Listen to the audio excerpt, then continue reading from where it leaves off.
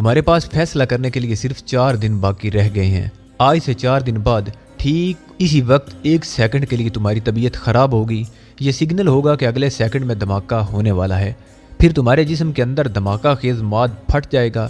اس کی آواز شاید تم ہی سن سکو، کیونکہ دھماکے کے ساتھ ہی تمہارا جسم بھی پھٹ جائے گا۔ یہ کہہ کر یہودی ڈاکٹر مسلح سپاہیوں کی معیت میں کوٹری سے نکل گیا۔ دروازہ بند کر کے گارڈ نے باہر سے تالا لگا دیا۔ پھر اس نے دروازے کے سلاخوں والے چوکٹے میں سے جھانک کر مجھے دیکھا اور عبرانی میں کہا، مجھ سے کوئی بات کرنی ہو تو دروازے پر ہاتھ مار دینا۔ اس نے فوراً سلاخوں والے چوکٹے کا پٹ بند کر دیا۔ میں دیوار والے اس روشن دان کی طرف دیکھنے لگا جس میں سے دن کی ہلکی سی زرد روشنی کی کرنیں اندر آ رہی تھیں۔ یہ امید کی آخری کرنیں تھیں۔ مجھے ان سلاخوں والے روشن دان میں سے فرار ہونا تھا۔ سلاخیں لوہے کی تھیں۔ دن 4 باقی رہ گئے تھے اور میرے پاس سوائے آہنی عزم کے اور کچھ بھی نہیں تھا۔ موت میرے پیٹ میں گردش کر رہی تھی۔ موت کا ٹائم بم میرے پیٹ میں تھا۔ میں نے اپنی آنکھوں کے سامنے اس دھماکہ خیز محلول سے ایک موت کی سزا پانے والے مجرم کے پیٹ کے پرخچے اڑتے دیکھے تھے۔ یہ انتہائی اقدام اسرائیلی انٹیلیجنس نے اس لیے کیا تھا کہ وہ مجھ سے ان مصری ایجنٹوں کے پتے معلوم کر سکیں جو ان کے خیال کے مطابق میرے ساتھی تھے اور تل ابیب یا یروشلم کے مسلم فلسطینی علاقے میں کہیں چھپے ہوئے تھے۔ اس کے علاوہ وہ مجھ سے ایسے ڈیڈ ڈراپ کی نشاندہی بھی چاہتے تھے جہاں بقول ان کے میں خفیہ دستاویزات کی مائکرو فلمیں ڈال دیتا تھا اور میرا کوئی ساتھی اسے وہاں سے وقت مقرر پر اٹھا لے جاتا تھا۔ میری صرف ایک ہی مصری ایجنٹ سادیہ ساتھی تھی جو نادیہ کے نام سے کٹر یہودی عورت کے روپ میں ایک فوٹو سٹوڈیو کی مالک تھی۔ اسرائیلی انٹیلیجنس کے افسران صبح و شام میرے پاس آتے اور مجھے قائل کرنے کی کوشش کرتے کہ میں ان کے ساتھ مل جاؤں۔ وہ میرے بارے میں یہ اعلان بھی نہیں کریں گے کہ ایک مصری جاسوس پکڑا گیا ہے۔ وہ مجھے ہر طرح کا لالچ دے رہے تھے، ہر طرح سے تسلی دے رہے تھے کہ اگر میں انہیں اپنے ساتھی جاسوسوں کی فہرست مہیا کر دوں تو وہ یہ بات ہرگز ظاہر نہیں ہونے دیں گے کہ میں نے غداری کی ہے، اور ہر بار جاتے ہوئے مجھے یہ بھیانک حقیقت بھی یاد دلاتے تھے کہ میرے جسم میں گردش کرتے دھماکہ خیز محلول کے پھٹنے میں بس تھوڑا وقت رہ گیا ہے۔ مجھے یقین دلایا تھا کہ ان کے پاس اس دھماکہ خیز محلول کا توڑ بھی ہے جس کا انجیکشن لگا دینے سے اس کے اثرات قطعی طور پر ختم ہو جائیں گے، لیکن یقین کریں کہ مجھے یوں لگ رہا تھا کہ جو بم انہوں نے میرے جسم کے اندر رکھ دیا ہے اب اگر وہ چاہیں بھی تو مجھے اس کی تباہی سے بچا نہیں سکیں گے۔ لیکن اس کے ساتھ ہی ساتھ میں نے جان کی بازی لگا کر وہاں سے فرار ہونے کا پختہ عزم کر لیا تھا۔ میں چاہتا تھا کہ اگر میری قسمت میں دھماکہ خیز موت ہی لکھی ہے تو میں اسرائیلی انٹیلیجنس کی کال کوٹری میں نہ مروں گا، بلکہ کسی طرح یروشلم پہنچ کر مسجد اقصی کے مقدس قرب و جوار میں موت کو لبیک کہوں۔ جس بلیک سیل میں مجھے قید کیا گیا تھا وہ تل ابیب کی اسرائیلی ملٹری انٹیلیجنس کے ہیڈ کوارٹر کی دوسری منزل پر واقع تھا۔ اس سنگین پتھریلی کوٹری کا ایک دروازہ تھا جس کے باہر ایک یہودی میرین اسٹین گن ہاتھ میں لیے ہر وقت پیرے پر موجود ہوتا تھا۔ اس کے علاوہ کوٹری میں صرف ایک روشن دان تھا جس میں سلاخیں لگی ہوئی تھیں جو فرش سے کافی اونچائی پر چھت کے ساتھ بنا ہوا تھا۔ اس روشن دان سے باہر کی روشنی اندر آ رہی تھی جس سے معلوم ہوتا تھا کہ باہر دن کا وقت ہے۔ اس طرف سے ٹریفک کی آواز بھی نہیں آ رہی تھی جس کا مطلب تھا کہ وہاں سے سڑک کافی دور ہے اور دیوار کے پار دوسری جانب کوئی احاطہ ہے، کیونکہ کبھی کبھی اس احاطے میں کسی ٹرک کے سٹارٹ ہو کر روانہ ہونے یا باہر سے آ کر وہاں رکنے کی آواز آ جاتی تھی۔ میرا ذہن پوری صلاحیتوں اور برق رفتاری سے کام کر رہا تھا۔ میں نے فیصلہ کر لیا تھا کہ چاہے کچھ بھی ہو جائے مجھے اس کال کوٹری میں نہیں مرنا۔ میں فرار ہوں گا، ہر حالت میں فرار ہوں گا، مگر اس بلیک سیل سے فرار ہونا کوئی آسان بات نہیں تھی۔ میرے پاس نہ تو کوئی پستول تھا نہ چاقو۔ زہریلے سگار اسرائیلی انٹیلیجنس والوں نے ضائع کر دیے تھے۔ بہادری اور جان بازی میرے کچھ کام نہیں آ سکتی تھی۔ مجھے انتہائی زیر کی اور زبردست حکمت عملی سے کام لے کر وہاں سے فرار کی کوئی راہ نکالنی تھی جو بظاہر ناممکن نظر آتی تھی۔ میری نگاہ بار بار دیوار والے اکلوتے روشن دان کی طرف اٹھ جاتی۔ کیا کسی طرح میں اس روشن دان کی سلاخیں کاٹ کر دوسری طرف چھلانگ لگا سکتا ہوں؟ دل کو جھوٹی تسلی دینے کے لیے یہ ایک اچھا جملہ تھا، لیکن یہ محض ایک فرق بخش جملہ ہی تھا جس پر عمل بظاہر ناممکن تھا۔ دن میں وقفے سے 3-4 بار پہرے دار پانی یا ڈبل روٹی دینے کے بہانے آ کر میری نگرانی کر جاتا تھا۔ اب مجھ پر تشدد نہیں کیا جا رہا تھا۔ کونے میں کموڈ پر پاؤں رکھ کر بھی روشن دان تک نہیں پہنچ سکتا تھا میں۔ اگر پہنچ بھی جاؤں تو لوہے کی مضبوط سلاخیں میرے راستے میں حائل تھیں جن کو کاٹنے کے لیے نہ میرے پاس وقت تھا اور نہ کوئی تیز ریتی تھی۔ وقت گزرتا جا رہا تھا، یہودی ڈاکٹر ہر بار میرے پیٹ پر انگلی پھیر کر بےایمانہ مسکراہٹ کے ساتھ مجھے یاد کرا دیتا کہ میرے پیٹ میں جو ٹائم بم رکھا گیا ہے اس کے پھٹنے میں بہت تھوڑا وقت رہ گیا ہے، ہم کل پھر آئیں گے، امید ہے تم کل تک اپنا فیصلہ بدل لو گے۔ مجھے بہتر تو نہیں لیکن نارمل خوراک دی جا رہی تھی، صبح کے ایک انڈا بھی مل جاتا، دوپہر کو سبزیوں کا سوپ اور 4 سلائس کھانے کو دے دیتے تھے۔ اس سے میرے جسم کی کھوئی ہوئی توانائی کافی حد تک بحال ہو گئی تھی۔ مزید ایک دن گزر گیا، اب میری موت مجھ سے صرف 3 دن دور تھی۔ مجھے جو کچھ بھی کرنا تھا ابھی کرنا تھا۔ دماغ کے کمپیوٹر نے برق رفتاری سے کام شروع کر دیا، ہر امکان پر غور کیا، اعداد و شمار مہیا کیے، آخر ایک ہی طریقہ کار سامنے آیا کہ سب سے پہلے جیسے بھی ممکن ہو اس کال کوٹری سے باہر نکلنے کی کوئی ترکیب سوچی جائے، کوئی ایسی ترکیب کہ یہ لوگ مجھے یہاں سے کسی دوسری جگہ لے جانے پر مجبور ہو جائیں۔ ایک خیال بجلی کے کوندے کی طرح میرے ذہن کے افق پر خاموشی سے لہرا گیا، اس کے ساتھ ہی میں فرش پر چت لیٹ گیا اور مصنوعی پیٹ درد سے بلا اٹھا۔ میں نے دونوں ہاتھوں سے پیٹ پکڑ لیا اور ایسی چیخ و پکار مچائی کہ اسٹین گن والا یہودی میرین دروازہ کھول کر اندر آ گیا۔ مجھے فرش پر ماہی بے آب کی طرح تڑپتے دیکھا تو فوراً باہر نکل گیا، دروازہ لاک کیا اور فون پر ڈاکٹر کو اطلاع کر دی۔ میں یوں تڑپ رہا تھا اور شور مچا رہا تھا جیسے میرے پیٹ میں انتڑیاں کٹ رہی ہیں۔ چند ثانیوں میں وہی منحوس یہودی ڈاکٹر نسواری مونچھوں والے میجر کے ساتھ اندر آ گیا۔ میں نے چیخ کر کہا، مجھے بچا لو، میں سب کچھ بتا دوں گا مگر مجھے مرنے سے بچا لو، میرا پیٹ درد سے پھٹا جا رہا ہے۔ میں نے کچھ ایسی تباہ کن قسم کی اداکاری کی کہ فرش سے ایک فٹ اچھلنے لگا۔ یہودی میجر نے ڈاکٹر سے پریشان ہو کر کہا، ڈاکٹر اسے بے ہوشی کا ٹیکہ لگا دو۔ یہودی ڈاکٹر نے اسٹیتھوسکوپ میرے سینے پر لگایا۔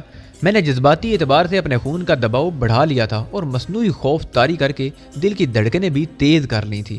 یہودی ڈاکٹر نے تشویش کے ساتھ کہا کہ بے ہوش کرنے سے مرض رفع نہیں ہوگا، ہو سکتا ہے یہ اپینڈکس کیس ہو، اسے اپنی نگرانی میں لیبارٹری کے کلینک میں پہنچانے کا بندوبست کرو، مجھے اس کا چیک اپ کرنا ہوگا۔ میں اسی طرح ماہی بے آب کی طرح تڑپ رہا تھا، کبھی درد سے دورہ ہو جاتا تو کبھی پیٹ میں سر دے کر رونے لگتا۔ اسی وقت مجھے اسٹریچر پر ڈال کر یہ لوگ کوٹری سے نکال لے گئے۔ میرے ارد گرد 2 گن بردار یہودی چل رہے تھے۔ میں درد سے چلاتے ہوئے دائیں بائیں سر مار رہا تھا اور جائزہ بھی لے رہا تھا کہ جہاں سے میں گزر رہا ہوں یہ کون سی جگہ ہے اور اس کا حدود اربع کیا ہے۔ 15-20 قدموں کے فاصلے پر کلینک کا دروازہ تھا۔ جو ہی میرا اسٹریچر کلینک کے دروازے میں داخل ہوا، میری نگاہ دیوار میں بنے ہوئے ایک چوکور خانے پر پڑی جس میں تانبے کا ایک چوکور ٹکڑا اندر کی جانب لٹک رہا تھا۔ اس پر اسرائیلی حروف میں ٹریش لکھا تھا۔ اس قسم کے چوکور خانے یورپ، امریکہ، مڈل ایسٹ اور دوسرے ممالک کے بڑے بڑے شہروں کی ماڈرن عمارتوں کی ہر منزل کی راہداریوں میں بنے ہوئے ہوتے ہیں۔ ردی اشیاء پلاسٹک کے تھیلوں میں باندھ کر نیچے گرا دی جاتی ہیں۔ نیچے ایک چھوٹا سا ہال کمرہ ہوتا ہے جہاں تھوڑے تھوڑے فاصلوں پر پہیوں والے لوہے کے بڑے بڑے ٹرائل کھڑے ہوتے ہیں۔ ہر منزل سے آنے والے کوڑا کرکٹ کے ٹھیلے ان میں آ کر گرتے رہتے ہیں، پھر دوسرے روز کو اٹھانے والا بہت بڑا ٹرک عمارت کے عقب میں آ کر کھڑا ہو جاتا ہے۔ کوارٹر کوڑا کرکٹ والے گودام کا عقبی دروازہ کھول دیا جاتا ہے، ایک ایک کر کے ٹرائلز کو باہر لایا جاتا ہے اور ٹرک ایک کرین کی مدد سے ان ٹرائلروں کا کوڑا کرکٹ اپنے پیچھے ڈال کر خالی ٹرائلروں میں واپس رکھ دیتا ہے۔ اس ٹریش کے خانے کو دیکھ کر امید کی ایک کرن چمکی۔ میں درد سے چلاتا شور مچاتا کلینک میں آ گیا۔ یہاں پہلے سے 2 نرسیں موجود تھیں۔ مجھے اسٹریچر سے لوہے کے پلنگ پر ڈال دیا گیا۔ ڈاکٹر نے فوری طور پر درد سے نجات دلانے والی دوا کا انجیکشن دیا۔ میں نے ایسی اداکاری کی کہ جیسے درد میں معمولی سا افاقہ ہوا ہو۔ یہودی ڈاکٹر نے اسی وقت میرے چیک اپ کا حکم دیا۔ مجھے سفید رنگ کی ایک دوائی پلائی گئی اور پھر یہودی ڈاکٹر نے ایک باریک سا آلہ جو تار سے منسلک تھا میرے حلق میں ڈال دیا اور ریڈنگ دیکھنے لگا۔ ظاہر ہے میں نے جو ہاہاکار مچائی تھی اس سے میرے اعصاب میں کھنچاؤ پیدا ہوا تھا، دل کی دھڑکنیں بھی تیز ہوئی تھیں اور خون کا دباؤ بھی بڑھ گیا تھا۔ میں ابھی تک درد سے کراتے ہوئے دائیں بائیں سر مار رہا تھا اور ڈاکٹر سے التجا کر رہا تھا کہ مجھے موت کا ٹیکہ لگا دو، مجھے اس درد سے نجات دلاؤ، کیونکہ میرے اندر ابھی دھماکہ ہو جائے گا۔ اس کا اثر میرے اعصابی نظام پر پڑا تھا اور گراف میرے اندر اتنی گڑبڑ ضرور کر رہا تھا کہ وہ لوگ میری طرف سے متفکر ہو گئے، کیونکہ ان کے لیے میرا اس وقت تک زندہ رہنا بے حد ضروری تھا جب تک میں ان کے سوالوں کے جواب نہیں دے دیتا۔ ایک اور بوڑھا یہودی ڈاکٹر بھی وہاں آ گیا۔ اسرائیلی میجر دونوں ڈاکٹروں کو دروازے کے پاس لے گیا۔ تینوں آہستہ آہستہ چند سیکنڈ تک باتیں کرتے رہے۔ میں سمجھ گیا کہ وہ اس اہم نقطے پر غور کر رہے ہیں کہ میرے اندر جو دھماکہ خیز مواد موجود ہے کہیں اس کے قبل از وقت پھٹنے کا امکان تو نہیں ہے۔ اس کا خطرہ مجھے بھی پیدا ہوا کہ میں نے اتنی اچھل کود مچائی ہے کہیں میرے اندر کا دھماکہ خیز مواد پھٹ ہی نہ جائے، اسی لیے میں اب کسی حد تک پرسکون ہو گیا تھا۔ ویسے بھی میرا ذہن اب تیزی سے اس ٹریش ڈراپ کے بارے میں سوچنے لگا۔ اگر کسی طرح سے میں کمرے سے نکل کر راہداری میں ٹریش ڈراپ تک پہنچ جاؤں تو میرے یہاں سے فرار ہونے کا کافی امکان تھا۔ مجھے کچھ وقت مل گیا تھا، مجھے یقین تھا کہ کم از کم آج کی رات یہ لوگ مجھے اس کلینک میں ہی رکھیں گے۔ میرے لیے اتنا وقت بہت تھا، لیکن ابھی وثوق سے نہیں کہا جا سکتا تھا کہ میں کلینک میں ہی رات گزاروں گا۔ چنانچہ میں نے دوبارہ تھوڑی دیر بعد کراہنا شروع کر دیا اور ایسا ظاہر کیا کہ میں وقفے سے بے سدھ ہو جاتا ہوں۔ ایک بار میں نے ایک ہلکی سی چیخ ماری اور بظاہر بے ہوش ہو گیا۔ فوراً کسی نے میری کلائی ہاتھ میں لے کر نبض دیکھی، پھر میرے سینے پر اسٹیتھوسکوپ لگا کر میری آنکھ کا پپوٹا اوپر اٹھایا۔ میں نے ڈھیلا اوپر چڑھا لیا۔ یہودی ڈاکٹر کی آواز آئی، میرا خیال ہے اسے کچھ دیر اسی جگہ انتہائی نگہداشت میں رکھا جائے، میں آ کر اسے چیک کرتا رہوں گا۔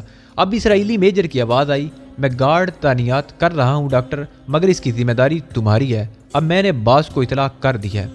یہودی ڈاکٹر نے کہا 2 اسٹین گن والے گارڈ کافی ہوں گے، پھر یہ ہیڈ کوارٹر ہے، کوئی سینما ہال تو نہیں ہے۔ اس ایجنٹ سے جب تک ہم ضروری معلومات حاصل نہیں کر لیتے اسے زندہ رکھنا ہوگا۔ قدموں کی آواز کمرے سے باہر چلی گئی۔ میں نے ایک آنکھ ذرا سی کھول کر دیکھا، ایک بھاری بھرکم گوری چٹی نرس دروازہ بند کر رہی تھی۔ وہ دروازے کے پاس ہی کرسی پر بیٹھ کر کوئی کتاب پڑھنے لگی۔ کمرے میں کوئی کھڑکی نہیں تھی۔ چھت کے ساتھ لگی ہوئی ٹیوب لائٹ دھیمی روشنی دے رہی تھی۔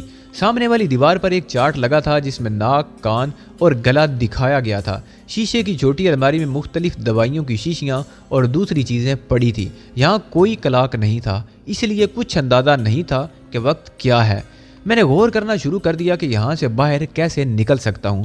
ظاہر ہے باہر 2 سپاہی اسٹین گننے لیے پہرا دے رہے ہوں گے اور ان پر قابو پانا مشکل تھا۔ ان کی ذرا سی آواز اور اسٹین گن کے فائر ایک آن میں ہیڈ کوارٹر کے سارے سپاہی وہاں جمع ہو سکتے تھے۔ وقت ہاتھ سے نکلا جا رہا تھا، اس سے بہتر موقع مجھے دوبارہ نہیں مل سکتا تھا۔ قدرت مجھے بلیک سیل سے باہر لے آئی تھی، اب یہاں سے نکلنا میرا کام اور میری ذمہ داری تھی۔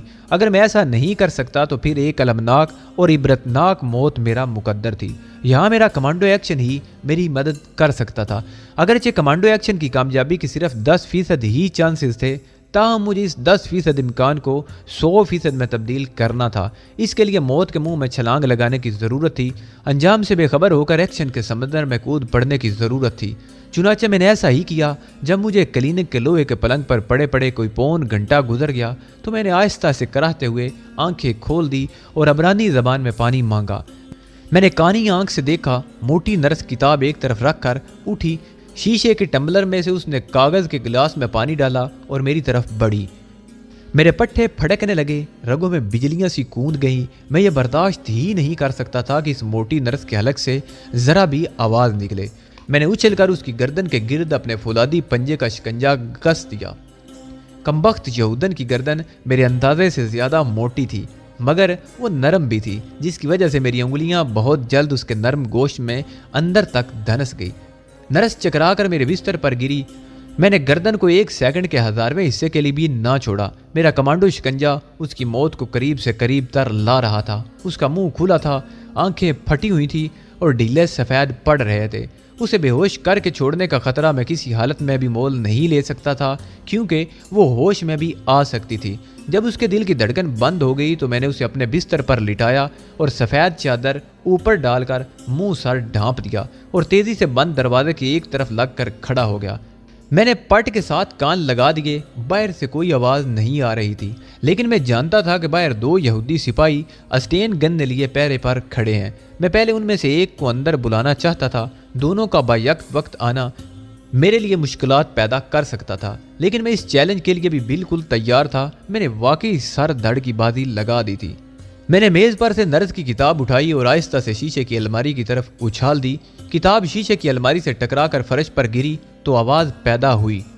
ٹھک ٹھک کرتے فوجی بوٹ دروازے کی طرف بڑھے۔ میرے بازوؤں کے پٹھے فولاد بن گئے۔ دروازے کا پٹ کھلا اور پہلے اسٹین گن کی نال اور پھر اسرائیلی نوجوان سپاہی اندر داخل ہوا۔ میں نے بجلی کی سی تیزی کے ساتھ دائیں بازو کا ہاتھ بھرپور شدت کے ساتھ اس کی گردن پر مارا۔ یہ ایک فولادی ہتھوڑا تھا جس نے یہودی سپاہی کی گردن پر پیچھے سے ایک ایسی ضرب لگائی کہ وہ منہ کے بل آگے گرا۔ میں نے اس کے آگے گھٹنا کر دیا، وہ فرش کی بجائے میرے گھٹنے پر آ گرا۔ دوسرے ہاتھ سے میں نے دروازے کا پٹ بند کر دیا تھا، لیکن دھڑاک سے دروازہ کسی نے کھول دیا۔ میری آنکھوں میں بجلی سی کوند گئی، میری اسکیم ناکام ہو رہی تھی، میں جیسے اندھا ہو گیا تھا۔ دوسرے یہودی سپاہی کی ٹھوڑی پر اچھل کر ایسی کک لگائی کہ اس کے حلقوم کی ہڈی پیچھے گردن کی ہڈی میں گھس گئی، وہ بھی پہلے سپاہی کے اوپر ڈھیر ہو گیا۔ میں نے اندھا دھند دروازہ بند کر لیا، میرا سانس پھول گیا تھا، میں یوں ہانپ رہا تھا جیسے 10 میل کی دوڑ لگا کر ابھی رکا ہوں۔ میں نے گردن گھما کر پیچھے دیکھا، مجھے اپنی لگائی گئی ضربات پر پورا اعتماد تھا۔ دونوں یہودی سپاہیوں کی لاشیں ایک دوسرے کے اوپر پڑی تھیں۔ میں نے فوراً دروازے کے اندر کی چٹکی لگائی، پلٹ کر باتھ روم کا دروازہ کھولا، دونوں یہودی فوجیوں کی لاشوں کو گھسیٹ کر باتھ روم میں ڈالا اور دروازہ بند کر دیا۔ پھر بستر پر پڑی یہودی عورت کو دیکھا، وہ مر چکی تھی۔ اس کے منہ پر چادر کا پلو ڈالا اور لپک کر دروازے کے پاس آیا۔ آہستہ سے چٹکی کھولی، دروازے کے ایک پٹ کو ذرا سا کھولا، تھوڑا سا سر باہر نکال کر دیکھا، راہداری میں بائیں جانب سے ایک نرس ٹک ٹک کرتی چلی آ رہی تھی۔ میں نے جلدی سے دروازہ بند کر دیا اور دھڑکتے ہوئے دل کے ساتھ کان دروازے کے پٹ سے لگا دیے۔ نرس کی جوتی ٹک ٹک دروازے کے آگے سے گزر گئی۔ جب یہ آواز دور جا کر معدوم ہوگی تو دروازے کو کھول کر ایک بار باہر دیکھا، راہداری بالکل خالی تھی۔ ٹریش ڈراپ وہاں سے 4 قدم کے فاصلے پر دیوار میں تھا۔ اس قسم کے ٹریش بڑی بلڈنگوں میں سائز میں اتنے کشادہ بنائے جاتے ہیں کہ ان میں سے کوڑے کرکٹ کا پھولا ہوا پلاسٹک کا بڑا تھیلا نیچے کو آسانی سے پھسل جائے۔ چنانچہ یہ چوکور سوراخ اتنے بڑے ضرور ہوتے ہیں کہ ایک عام قدو قامت کا انسان اس میں سے گزر سکتا ہے۔ یہ بات مجھے اچھی طرح معلوم تھی اور حقیقت کو سامنے رکھتے ہوئے میں نے یہ ساری اسکیم بنائی تھی۔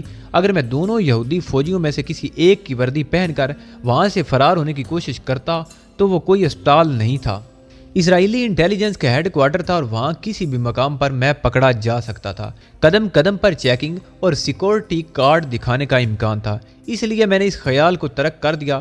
ڈراپ کے پاس جانے کا اس سے بہتر موقع میسر نہیں آ سکتا تھا۔ ٹریش ڈراپ 4 قدموں کے فاصلے پر تھا۔ آخری بار میں نے راہداری میں دائیں بائیں دیکھا، پھر اللہ کا نام لے کر نکل آیا۔ میں تیز تیز چل رہا تھا، ٹریش ڈراپ میرے سامنے تھا۔ میں نے اس پر جھولتا ہوا تانبے کا پلڑا پیچھے ہٹایا اور اچھل کر دونوں ٹانگیں ڈال کر اپنا سر بازوؤں میں سمیٹا اور خود کو نیچے گرا دیا۔ میں پھسلتا ہوا 2 کلابازیاں کھا کر پہلی منزل والے گودام میں اس ٹریش ڈراپ کے بالکل نیچے رکھے کوڑا کرکٹ کے ٹرائلر میں پلاسٹک کے پھولے ہوئے تھیلوں کے اوپر جا گرا۔ یہ تھیلے ردی کاغذوں، کاغذ کے پرانے گلاسوں، خالی لفافوں اور ڈبوں سے بھرے ہوئے تھے۔ مجھے چوٹ نہ لگی۔ ایک پل کے لیے میں پلاسٹک کے پھولے ہوئے لفافوں کے بیچ میں ہی پڑا رہا، پھر آنکھیں کھول کر آہستہ آہستہ سانس لیتے ہوئے چھت کی طرف دیکھا۔ اس گودام نما حال کمرے میں اندھیرا تھا، صرف کونے میں ایک بلب جل رہا تھا۔ فرش کہیں کہیں سے چمک رہا تھا۔ فرش صاف کرنے والے کیمیکل کی تیز بو چاروں طرف پھیلی ہوئی تھی۔ میرے پاس یہاں سے فرار ہونے کے لیے زیادہ سے زیادہ 10 منٹ تھے۔ ان 10 منٹوں میں کلینک روم کی تینوں لاشوں کا پتہ چل جائے گا، ہیڈ کوارٹر کو گھیرے میں لے لیا جائے گا، پھر میرے لیے یہاں سے نکلنا ناممکن ہوگا۔ اس لیے جتنی جلدی ہو سکے مجھے یہاں سے نکل جانا چاہیے تھا۔ مجھے معلوم نہیں تھا کہ کوڑے کرکٹ کے یہ تھیلے اٹھا کر لے جانے والا ٹرک کب آتا ہے، اس لیے میں اس کا انتظار نہیں کر سکتا تھا۔ میں نے اپنے آپ کو پلاسٹک کے پھولے ہوئے تھیلوں کے بیچ میں سے باہر نکالا۔ یہ نسواری رنگ کے تھیلے تھے۔ میں ٹرائلر میں سے کود کر فرش پر آ گیا۔ گودام کا بڑا دروازہ بند تھا۔ میں نے اسے تھوڑا سا دھکیلا، دروازہ باہر سے بند تھا۔ میرے دل کی دھڑکن تیز ہو گئی۔ میں گودام میں قید تو نہیں ہو گیا؟ دروازے کو زور لگا کر توڑ بھی نہیں سکتا تھا کیونکہ دروازہ بہت بڑا تھا۔ گودام میں ادھر ادھر بھاگ کر جائزہ لیا۔ تھوڑے تھوڑے فاصلے پر ٹریش ڈراپ کے نیچے 3 مزید ٹرائلر کھڑے تھے جو کوڑے کرکٹ کے تھیلوں سے بھرے ہوئے تھے۔ اس سے اندازہ ہوا کہ ہو سکتا ہے کہ ٹرک آنے ہی والا ہو، لیکن ٹرک کا انتظار بھی نہیں کر سکتا تھا کیونکہ ہو سکتا ہے جب میری تلاش شروع ہو تو سپاہی مجھے ڈھونڈتے ہوئے گودام میں بھی آ جائیں۔ باہر نکلنے کا اور کوئی راستہ نہیں تھا۔ میرا خیال تھا کہ گودام کا عقبی دروازہ کھلا ہوگا اور میں وہاں سے کسی نہ کسی طرح چھپتے چھپاتے باہر نکل جاؤں گا، لیکن یہاں گرنے کے بعد تو میں بالکل ہی قید ہو کر رہ گیا تھا۔ میں نے ایک بار پھر دروازے کو باہر کی طرف دھکیلا کہ شاید کھل جائے، مگر لکڑی کا یہ بہت بڑا دروازہ شاید باہر سے لکڑی کی کنڈی لگا کر بند کیا گیا تھا کیونکہ ذرا سا بھی نہیں ہلتا تھا۔ میں مایوس ہو کر ٹریش ٹرائلر کے پیچھے فرش پر بیٹھ گیا اور سوچنے لگا کہ اب کیا کرنا چاہیے کہ اچانک خطرے کا الارم چیخ اٹھا۔ میں اچھل سا پڑا۔ گھبرا کر بند دروازے کے پاس گیا، وہاں سے دوڑ کر واپس ٹرائلر کے پاس آ گیا اور چھت پر سپاہیوں کے ارد گرد بھاگتے بھاری قدموں کی آوازیں آنے لگی تھی۔ کچھ دبی دبی آوازیں بھی آئیں۔ اب کیا کروں؟ باہر جانے کے تمام راستے مسدود ہو چکے تھے۔ ہیڈ کوارٹر کی عمارت کو فوج نے گھیرے میں لے لیا ہوگا۔ 2-3 آدمی گودام کے آگے سے بھی بھاگتے ہوئے گزر گئے۔ میں گودام کے کونے میں کھڑے آخری ٹرائلر پر چڑھ کر پلاسٹک کے تھیلوں کے درمیان گھس کر بیٹھ گیا۔ خطرے کا الارم بند ہو گیا تھا، لیکن لوگوں کے ادھر ادھر بھاگنے دوڑنے کی آوازیں برابر آ رہی تھیں۔ میں تھیلوں کے درمیان دبکا بیٹھا سوچ رہا تھا کہ اگر یہودی ڈاکٹر اور یہودی میجر کو ذرا سا بھی شک پڑ گیا یا اسے ٹریش ڈراپ کی طرف دیکھ کر ایک لمحے کے لیے بھی خیال آ گیا تو فوج کی پوری کمپنی نیچے گودام میں دھاوا بول دے گی اور میں گرفتار کر لیا جاؤں گا۔